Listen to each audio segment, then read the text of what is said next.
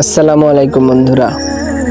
তো আমার পাশে স্ক্রিনে যে ভিডিওটি দেখতে পাচ্ছেন, এটা তো অনেকেই চিনে থাকবেন, যেখানে গরু দিয়ে কি করা হচ্ছে। গরুর চোখে পট্টি বেঁধে দিয়ে তাকে গোল গোল ঘোরানো হচ্ছে এবং মাঝে মাঝে কিছু খাবার দেওয়া হচ্ছে।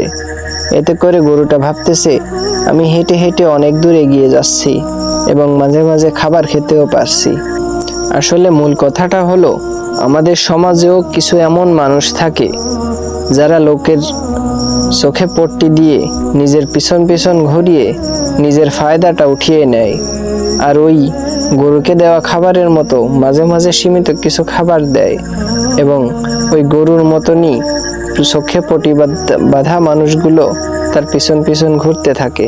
তারা কখনো বুঝতেও পারে না তারা ওই ঘান ভাঙানো বলদ গরুর মতনই নিজের অক্লান্ত পরিশ্রম দিয়ে তার ছলনাময়ী মালিকের লাভের ভান্ডার করে দিচ্ছে।